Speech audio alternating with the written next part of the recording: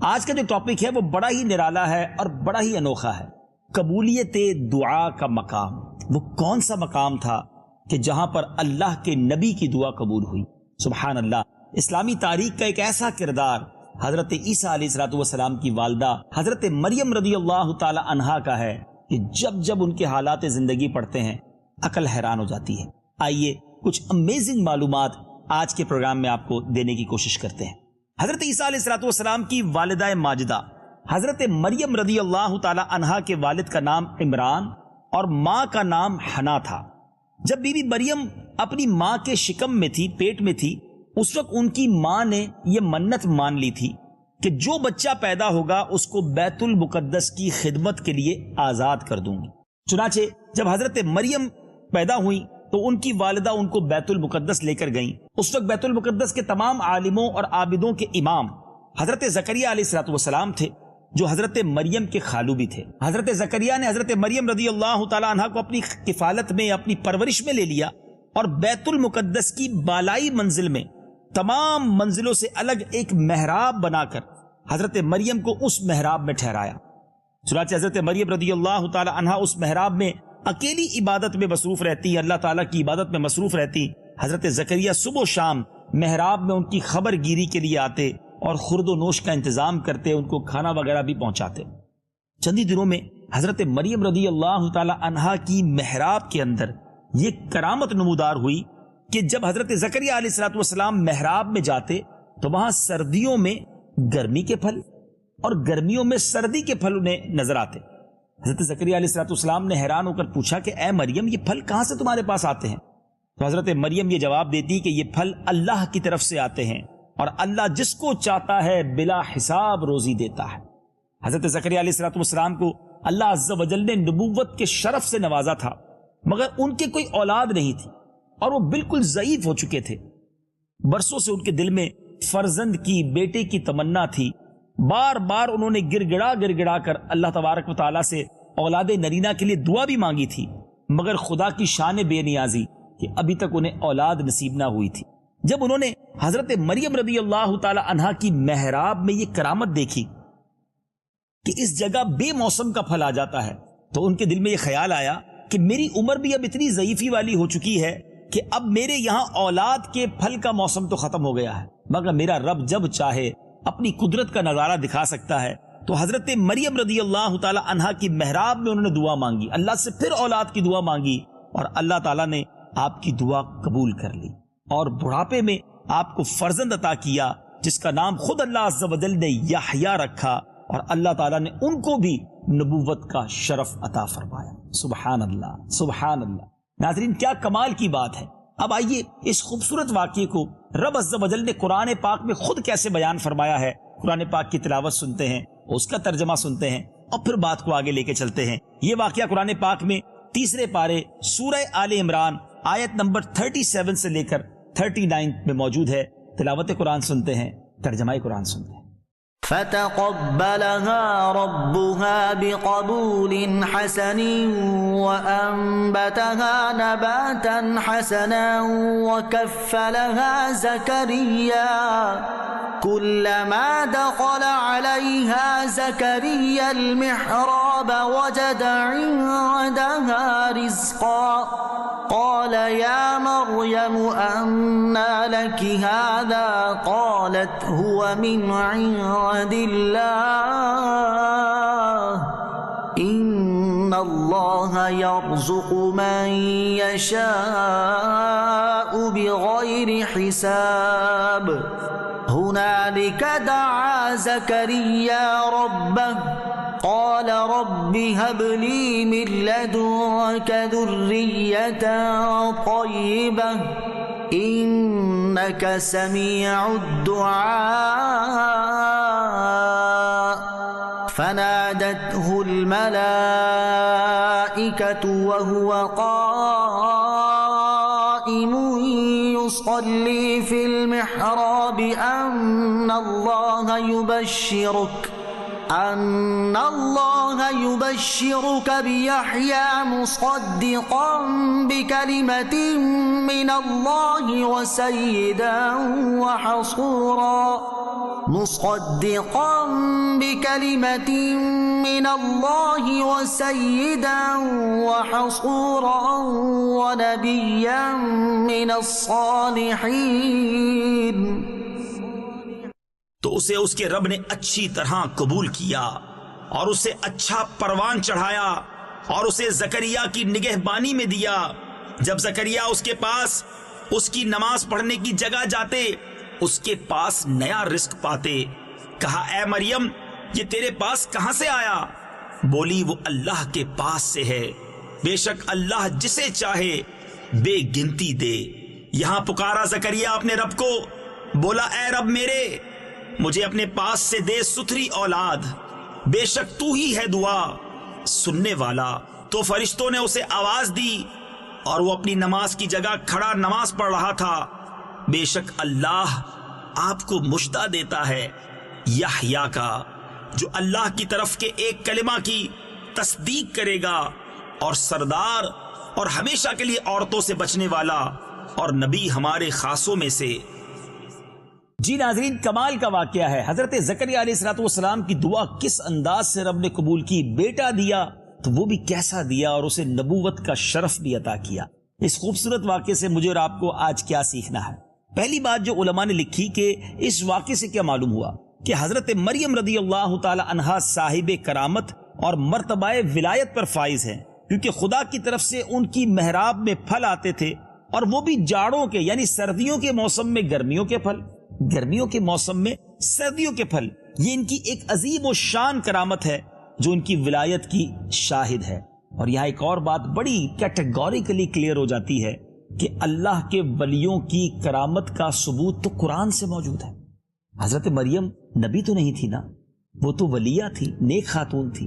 تو جب قرآن ذکر کر رہا، یہ واقعہ آپ نے سنا، قرآن میں بھی تلاوت سنی آپ نے، جب قرآن اللہ اپنے نیک بندوں کے بارے میں خود ہمیں قرآن کے ذریعے بتا رہا ہے کہ ان کی کرامتیں پاسبل ہیں، تو اگر آج کوئی کسی اللہ کے ولی کی کرامت کو بیان کرتا ہے تو اس میں کوئی کانفلکٹ نہیں ہے. کرامت کا ثبوت تو قرآن سے موجود ہے نا ناظرین. اور اسی طرح ایک اور بڑا خوبصورت واقعہ آپ نے سنا ہوگا کہ حضرت سلیمان علیہ السلام جب ملکہ بلقیس کا تخت لانا چاہتے تھے تو ملک شام سے یعنی مصر سے وہ بہت دور تھا، ہنڈریڈز مائلز دور تھا، اور بہت بڑا تخت تھا. مگر قرآن کہتا ہے نا کہ آپ کے ساتھ بیٹھے ہوئے ایک ایسا شخص جس کے پاس کتاب کا علم تھا، ان کے بارے میں بتایا جاتا ہے ان کا نام آصف بن برخیہ تھا، اور انہوں نے کہا تھا کہ حضور میں آپ کے پلک جھپکنے سے پہلے وہ تخت یہاں لا سکتا ہوں. اور ایسا ہی ہوا، قرآن میں اس کا ذکر ہے. تو اب بتائیے نا کہ جب قرآن اولیاء کرام کی، اللہ تعالیٰ کے نیک بندوں کی کرامتوں کو ذکر کر رہا ہے تو پھر ہمیں کیا پرابلم ہے؟ اللہ تعالیٰ جسے چاہے جو اختیار دے. مگر اس کرامتوں کے بارے میں جو کنفیوژن پیدا ہو جاتی ہے وہ میں آج کلیئر کر دیتا ہوں. بیسیکلی اگر کوئی شخص یہ سمجھتا ہے کہ اگر اللہ کا کوئی ولی، صحابی رسول یا نبی جو اس طرح کی کرامت یا اس طرح کی کوئی مدد فرماتے ہیں وہ اپنی طرف سے فرماتے ہیں تو یقیناً یہ شرک ہے. لیکن اگر کوئی یہ سمجھتا ہے کہ اللہ کی عطا سے، اللہ کی مہربانی سے اللہ تعالیٰ انہیں کچھ عطا فرماتا ہے یہ کمالات، اور وہ اس طرح کی کرامتیں دکھاتے ہیں، اللہ کی عطا ہے نا، اللہ چاہتا ہے تو یہ کرتے ہیں، تو اس میں میرا خیال ہے کوئی کنفیوژن نہیں ہونی چاہیے. اب آتے ہیں اس خوبصورت واقعے سے ایک اور سبق کیا ملا کہ اللہ تعالیٰ کہ بندے یا اللہ والیاں جہاں عبادت کریں وہ اس جگہ اس قدر مقدس ہو جاتی ہے کہ وہاں رحمت خداوندی کا نزول ہوتا ہے اور وہاں پر دعائیں قبول ہوتی ہیں. اللہ کے نبی کا یہ عمل ہمیں بتا رہا ہے کہ حضرت زکریا علیہ السلام پہلے بھی دعائیں کر چکے تھے، مگر ایگزیکٹلی اس محراب میں جا کر کیوں دعا کی کہ ان کا یہ ماننا تھا کہ جہاں اللہ کے نیک بندے عبادت کریں وہاں رحمتیں نازل ہوتی ہیں. تو جہاں اللہ کے نیک بندے عبادت کریں وہ جگہ دعاؤں کی قبولیت کی جگہ بن جائے. تو جہاں اللہ کے نیک بندوں کے مزارات ہوں تو وہاں جا کر بھی اگر رب سے مانگا جائے تو انشاءاللہ اللہ بڑا کریم، مانگنا تو رب سے ہی ہے نا، انشاءاللہ رحمتیں ہوں گی، دعائیں قبول ہو جائیں گی. تو ایسے مقامات جو مقدس مقامات ہوں، جیسے دعا کے آداب میں بھی علماء نے لکھا کہ مکہ شریف میں جا کر دعا مانگے، دعا قبول ہوگی انشاءاللہ. اور کعبے کے سامنے جائیں تو اور امپورٹنٹ ہے، اور برکت والی جگہ ہے. صفا مروہ جس کو اللہ نے اپنی نشانی قرار دیا وہ دعاؤں کی قبولیت کا مقام ہے. تو مکہ پاک اور مدینہ طیبہ تو پورا کا پورا ہی دعاؤں کی قبولیت کے مقام ہے. اور پھر وہ تمام جگہیں جن کا ذکر قرآن میں عزت کے ساتھ، احترام کے ساتھ بیان ہوا، ان جگہوں پر جا کر دعائیں مانگیں، اولیاء کرام کی قرب میں جا کر دعائیں مانگیں تو ضرور انشاءاللہ دعائیں قبول ہوں گی. اور ایک اور بات بھی سیکھنے کو ملی ناظرین کہ بظاہر تو حضرت زکریا علیہ الصلوۃ والسلام بہت ضعیف ہو گئے تھے، ایک طرح سے انسان اس عمر میں جا کے مایوس ہو جاتا ہے، مگر آپ نے ہمت نہیں ہاری، آپ نے دعا کی، اللہ کی رحمت سے مایوس نہیں ہوئے۔ بہت سارے ناظرین ایسے ہوتے ہیں جو اگر کسی مشکل میں آ جائے نا اب مایوس ہو جاتے ہیں کہ نہیں جناب میرا تو مسئلہ حل ہی نہیں ہو سکتا، میں تو اب اتنی بڑی پرابلم میں آ گیا ہوں، اب میں نکل ہی نہیں سکتا، اب میرے لیے ناممکن ہے اس پرابلم سے باہر آنا۔ ہو سکتا ہے اس وقت بھی مجھے کوئی بیمار دیکھ رہے ہوں، پریشان حال دیکھ رہے ہوں، قرضے میں ڈوبا میرا کوئی بھائی مجھے دیکھ رہا ہو، یا گھریلو پریشانیوں میں کوئی ڈوبا ہوا شخص دیکھ رہا ہو۔ ایک بات سمجھیے ناظرین، میری اور آپ کی جو پرابلم ہے نا وہ ہمارے لیے بہت بڑی ہے، مگر وہ اللہ کے لیے بہت بڑی نہیں ہے۔ ان اللہ علی کل شیء قدیر، میرا رب جو چاہے وہ کر سکتا ہے۔ میں اور آپ سمجھ رہے ہیں نا کہ پرابلم یہ پاسبل ہی نہیں ہے، نہیں ناظرین، میرے اور آپ کے لیے پاسبل نہیں ہے، رب کے لیے تو پاسبل ہے نا۔ وہ ہمارا جب مددگار بن جائے، ہم اس سے دعا مانگے، اس کی بارگاہ میں گر گڑائے، وہ کرم فرمائے، ہر مشکل سالو ہو سکتی ہے۔ میں اس کو ایک فزیکل ایک نارمل سی ایگزامپل کے ذریعے سمجھاتا ہوں۔ آپ نے دیکھا ہوگا گھر میں بھی بعض اوقات چونٹیاں ہوتی ہیں، اگر کوئی چونٹی سفر کر رہی ہے جا رہی ہے اور آپ اس کے آگے ایک سیب رکھ دیں، اس چونٹی کے ساتھ کیا ہوگا؟ وہ تو رک جائے گی، اس کو تو ایک بہت بڑا پہاڑ سامنے نظر آئے گا، وہ اس سیب کو ہٹا بھی نہیں سکے گی اور وہ سمجھے گی کہ اب یہ راستہ بلاک ہو گیا ہے۔ ایسا ہی ہے نا، اب آپ اسی سیب کو اٹھا کے جیب میں رکھ لیں، چونٹی کا راستہ کلیئر ہو گیا نا، پہاڑ جو اس کے سامنے تھا حل ہو گیا، کلیئر ہو گیا۔ آپ کے لیے کیا تھا؟ وہ سیب نارمل، چونٹی کے لیے کیا تھا؟ پہاڑ۔ اب سمجھنے کی کوشش کریں، جو پرابلم میں اور آپ فیس کرتے ہیں نا، کبھی کبھی کوئی ڈیفیکلٹی سامنے آ جاتی ہے اور مایوسی کی طرف لوگ چلے جاتے ہیں، اسی وجہ سے خودکشیوں کی طرف چلے جاتے ہیں۔ نہیں ناظرین، یہ حرام موت ہے۔ دیکھیں میری اس ایگزامپل کو پھر سمجھیے گا، وہ سیب چونٹی کے لیے پہاڑ تھا، ہمارے لیے نارمل سیب تھا۔ جو پرابلم میرے اور آپ کے سامنے وہ ہمارے لیے پہاڑ ہے، امپاسبل ہے۔ اللہ کے آگے کچھ نہیں ہے، اس کے لیے وہ کچھ مشکل نہیں ہے، اس نے کرم فرمانا ہے، نگاہ رحمت فرمانی ہے اور یہ پرابلم سالو ہو جانی ہے۔ تو مایوس نہ ہو، مانگے رب سے۔ اللہ خود قرآن میں فرماتا ہے نا، ادعونی استجب لکم، تم مجھ سے مانگو میں تمہیں عطا کروں گا۔ ہم مانگنے والے تو بنے نا، ہاں اس کے کچھ آداب ضرور ہیں، دعا قبول نہ ہونے کی وجوہات ہیں، آپ ان وجوہات کو دور کر دیں، ان ریزنز کو ختم کر دیں، آپ کی دعائیں قبول ہونا شروع ہو جائیں گی۔ نبی پاک علیہ الصلوۃ والسلام سے ایک بار بڑا امپورٹنٹ سوال حضرت سیدنا سعد بن ابی وقاص رضی اللہ تعالیٰ عنہ نے کیا کہ حضور یہ بتائیے کہ میں مستجاب الدعوات بننا چاہتا ہوں۔ مستجاب الدعوات کون ہوتا ہے؟ جس کی ساری دعائیں قبول ہوں۔ میرا خیال ہے آپ سارے جتنے ناظرین مجھے سن رہے ہیں، آپ بھی بننا چاہتے ہیں، میں بھی بننا چاہتا ہوں، دعا مانگے اور وہ قبول ہو جائے۔ بڑا خوبصورت کوسچن تھا۔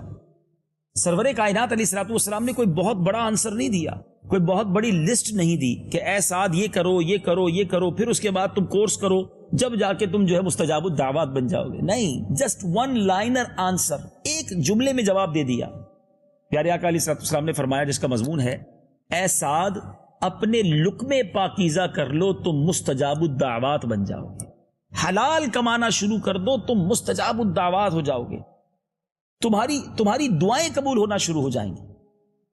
اب سوچ لیجئے ناظرین، ہم کیا کر رہے ہیں؟ ہم حرام کما کر توقع رکھتے ہیں کہ دعائیں قبول ہوں گی۔ رشوت کا کام کرنے والا کیسے سوچتا ہے کہ میری دعائیں قبول ہوں گی؟ جھوٹ بول کر کاروبار کرنے والا، ملاوٹ کر کے کاروبار کرنے والا، کسی کا مال دبا لینے والا، سود کا کاروبار کرنے والا یہ ایکسپیکٹ کیسے کرتا ہے میری دعا قبول ہوگی؟ ایک ہی فارمولا ہے، اگر آپ چاہتے ہیں آپ کی دعائیں قبول ہوں، روزی حلال کیجیے۔ اچھا بعض اوقات پتہ کیا ہوتا ہے، روزی نارملی باقی سب چیزیں ٹھیک ہوتی ہیں، کہیں نہ کہیں ایک مسٹیک ہو رہی ہوتی ہے اور ہمیں پتہ بھی نہیں ہوتا، کیونکہ علم دین بھی نہیں ہے، نہ کسی سے پوچھنا ہم گوارا کرتے ہیں کہ یار ذرا کسی عالم دین کے پاس جائیں اور انہیں کہیں کہ حضور چیک کر لیں میری روزی ٹھیک ہے، میں حرام تو نہیں کما رہا۔ کہیں نہ کہیں سے ایک سوراخ کے ذریعے سمجھ لیں، اور ڈراپ بائی ڈراپ حرام ہمارے کاروبار میں شامل ہوتا ہے اور سارے مال کو گندا کر دیتا ہے۔ تو پلیز اپنے کاروبار کو کسی صحیح مفتی صاحب سے، عالم دین سے چیک کروا لیجیے، کوئی بات نہیں، ایک بار چیک کروا لیجیے، وہ کہہ دیں ٹھیک ہے تو آپ کا اطمینان ہو جائے گا، اور وہ کہیں کہ یہ والا طریقہ چینج کر دیں تو چینج کر دیں، تاکہ روزی تو حلال ہونا، حرام کیوں کمائیں ہم؟ اللہ رازق ہے، وہ حلال دینے والا ہے۔ تو اپنی روزی پاکیزہ کر لیں، اپنے لقمے پاکیزہ کریں، آپ کی دعائیں قبول ہونا شروع ہو جائیں گی۔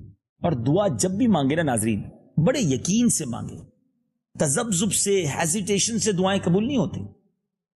لوگ دعا کرتے ہوئے سوچتے ہیں چلو کر لیتے ہیں ورنہ ہونا کچھ نہیں ہے، قبول نہیں ہوں گی، پتہ نہیں ہوگی یا نہیں ہوگی۔ علماء کہتے ہیں اس کی دعا قبول ہی نہیں ہوتی جو اس کانسیپٹ کے ساتھ دعا کرتا ہے۔ میں آپ کو ایک واقعہ سناتا ہوں۔ ایک گاؤں میں بارش نہیں ہو رہی تھی، گاؤں والے بڑے پریشان تھے، قحط تھا۔ اب انہوں نے ڈیسائیڈ کیا کہ سارے گاؤں والے کسی گراؤنڈ میں جمع ہوتے ہیں اور وہاں جو ہے وہ دعا کرتے ہیں مل کر اللہ کی بارگاہ میں، جس کو نماز استسقاء کہتے ہیں، دعا استسقاء کہتے ہیں، بارش کی دعا۔ سارے گاؤں والے جمع ہوئے، ایک نوجوان بھی آیا مگر اپنے ساتھ وہ چھتری لے کر آیا، امبریلا لے کر آیا۔ تو لوگوں نے اس کا مذاق اڑانا شروع کیا کہ کئی سال ہو گئے، کئی ماہ گزر گئے، ایک قطرہ پانی نہیں برسا، آج بھی بادل نہیں ہے اور آپ چھتری لے کر آئیں۔ اس نوجوان نے کمال کا جواب دیا۔ نوجوان کہتا ہے جس رب سے مانگنے آئے ہیں اگر اس پر یقین ہی نہیں ہے تو پھر مانگنے کیوں آئے ہیں؟ اور آج قبول ہونی ہے دعا تو بارش میں بھیگتا ہوا جاؤں گا کیا؟ سوچئے، وہ بلیف تھا، وہ یقین تھا۔ کتابوں میں لکھا ہے دعا ہوئی، موسلا دھار بارش ہوئی، سارا گاؤں بھیگتا ہوا واپس گیا اور نوجوان چھتری کے سائے میں واپس گیا۔ یہ بلیف ریکوائرڈ ہے، یہ یقین درکار ہے۔ جب اللہ سے دعا مانگتے وقت یقین اور فوکس ہوگا نا کہ میرا کریم ضرور عطا فرمائے اور وہ ضرور دے گا، بس اصل چیز ہے ادب کے ساتھ، التجا گڑگڑا کر ہو، کنیکٹیوٹی کے ساتھ مانگیں، ضرور کرم ہوگا۔ تو ناظرین، آج کی اس خوبصورت پیغام قرآن سلسلے میں ہمیں ایک اور پیغام جو ملا کہ مایوس نہیں ہونا ہے، دعا پر یقین رکھیں اور دعا دل و جان سے کریں۔ دعا عبادت ہے، بلکہ حدیث کے الفاظ ہیں الدعاء مخ العبادہ، دعا عبادت کا مغز ہے۔ الدعاء صلاح المؤمن، دعا مومن کا ہتھیار ہے۔ ہمارے پاس یہ چیزیں موجود ہیں اور ہم سارے جہان کے آگے پیچھے گھوم رہے ہوتے ہیں، سب کے پاس جاتے ہیں پرابلم میں، رب کے پاس نہیں جاتے۔ رب کے پاس جائیں، سجدہ کریں، خوب دعائیں کریں، وہ رب کریم ضرور عطا فرمائے گا۔ تو بہرحال ناظرین، آج کے پیغام قرآن کا وقت ختم ہوا، ہم نے چلنا ہے اپنے اگلے سیگمنٹ کی طرف جس کا نام ہے تعارف قرآن۔ پیغام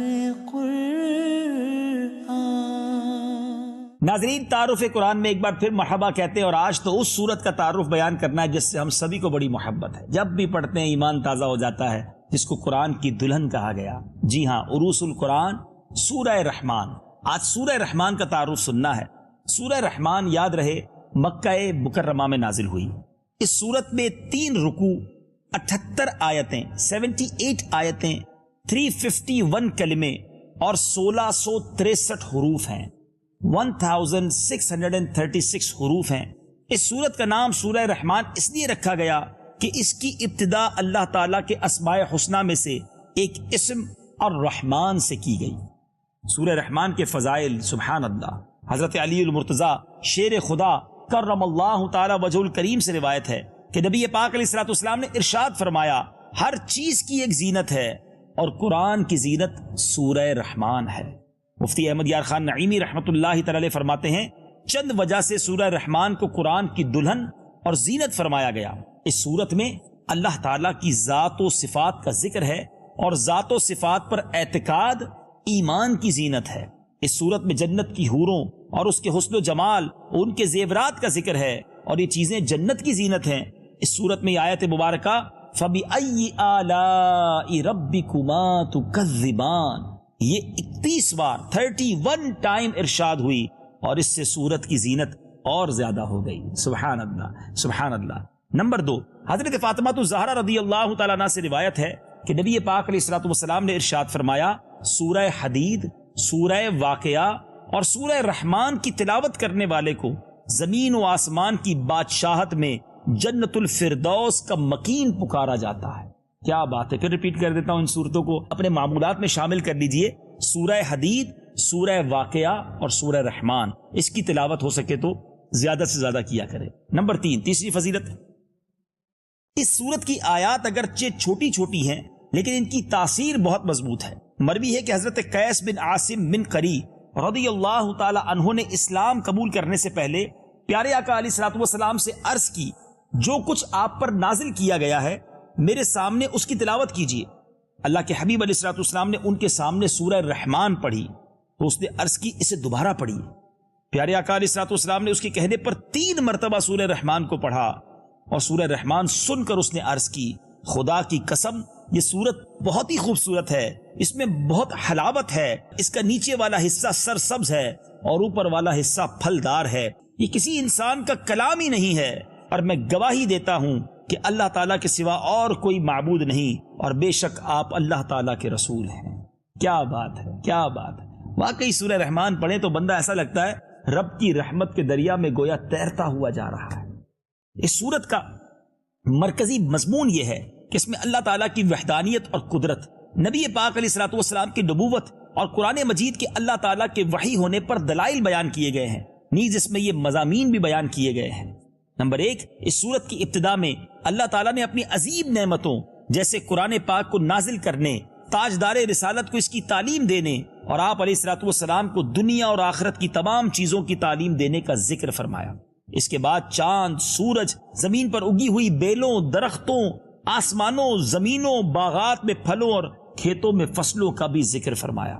حضرت آدم علیہ الصلوۃ والسلام کی پیدائش، میٹھے اور خاری سمندروں اور ان سے موتیوں کے نکلنے کو بیان فرمایا۔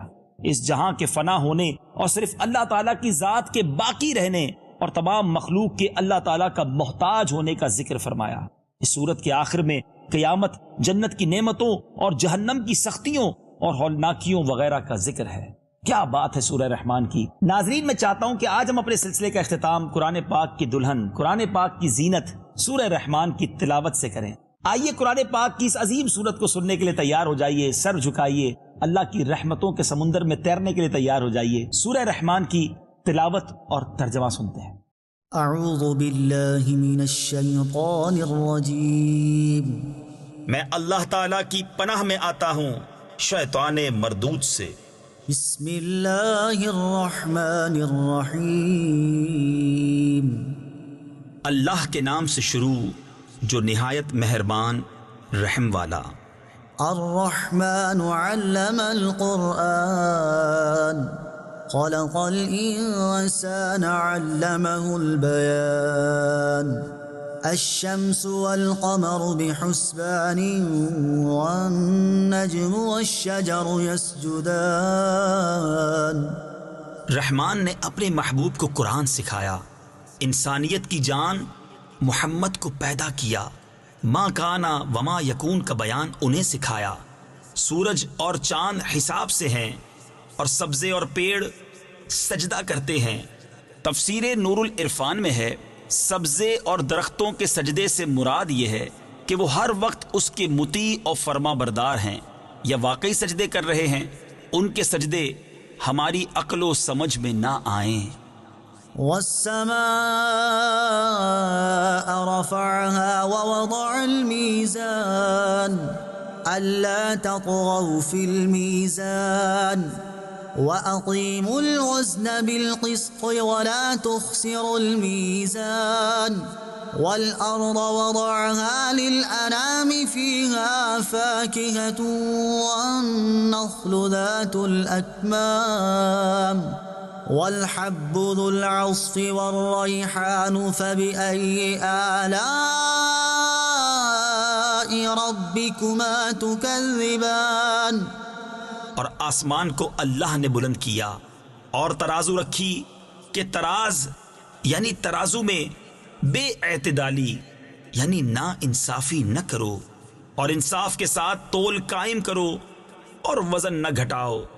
اور زمین رکھی مخلوق کے لیے، اس میں میوے اور غلاف والی کھجوریں اور بھس کے ساتھ اناج اور خوشبو کے پھول۔ تو اے جن و انس، تم دونوں اپنے رب کی کون سی نعمت جھٹلاؤ گے؟ خلق الإنسان من صلصال كالفخار وخلق الجان من مارج من نار فبأي آلاء ربكما تكذبان۔ اس نے آدمی کو بنایا بجتی مٹی سے جیسے ٹھیکری، اور جن کو پیدا فرمایا آگ کے لوکے سے، تو تم دونوں اپنے رب کی کون سی نعمت جھٹلاؤ گے؟ رب المشرقين ورب المغربين فبأي آلاء ربكما تكذبان۔ دونوں پورب کا رب اور دونوں پچھم کا رب، تو تم دونوں اپنے رب کی کون سی نعمت جھٹلاؤ گے؟ مرج البحرين يلتقيان بينهما برزخ لا يبغيان فبأي آلاء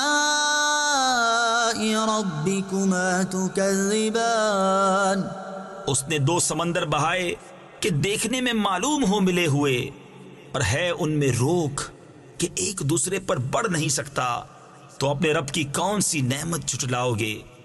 يخرج منهما اللؤلؤ والمرجان فبأي آلاء ربكما تكذبان ان میں سے موتی اور مونگا نکلتا ہے، تو اپنے رب کی کون سی نعمت جھٹلاؤ گے؟ وله الجوار المنشآت في البحر كالأعلام اور اسی کی ہیں وہ چلنے والیاں کہ دریا میں اٹھی ہوئی ہیں جیسے پہاڑ۔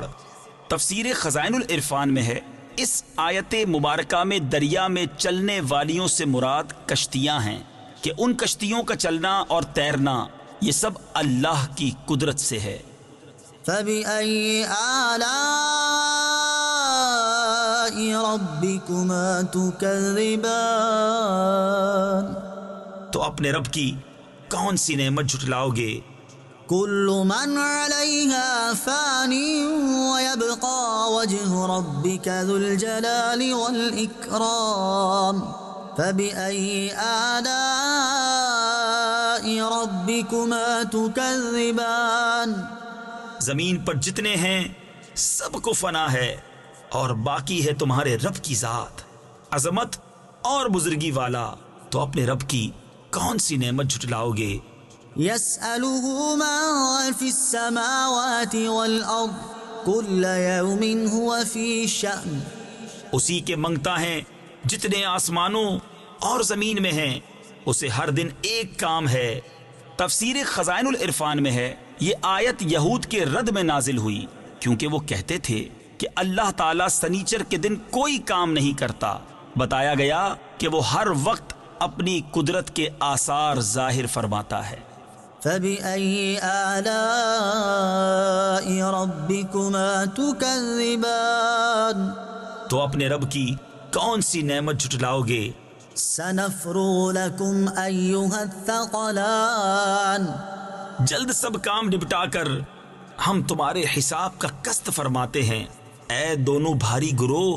تفسیر نور العرفان میں ہے یعنی بروز حشر دنیا کے کام سب بند ہوں گے، صرف حساب ہوگا۔ فبأي آلاء ربكما تكذبان تو اپنے رب کی کون سی نعمت جھٹلاؤ گے؟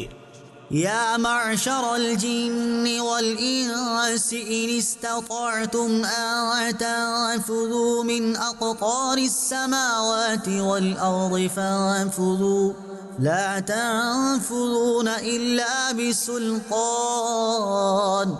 فبأي آلاء ربكما تكذبان اے جنو انسان کے گروہ، اگر تم سے ہو سکے کہ آسمانوں اور زمین کے کناروں سے نکل جاؤ تو نکل جاؤ، جہاں نکل کر جاؤ گے اسی کی سلطنت ہے، تو اپنے رب کی کون سی نعمت جھٹلاؤ گے؟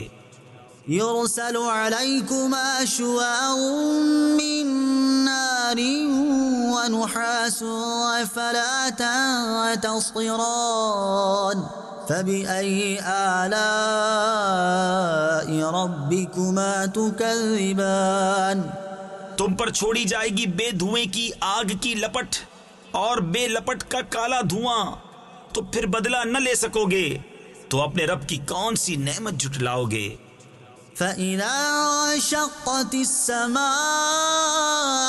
فكانت وردة كالدهان فبأي آلاء ربكما تكذبان پھر جب آسمان پھٹ جائے گا تو گلاب کے پھول سا ہو جائے گا، جیسے سرخ نری یعنی سرخ رنگا ہوا چمڑا، تو اپنے رب کی کون سی نعمت جھٹلاؤ گے؟ فيومئذ لا يسأل عن ذنبه إنس ولا جان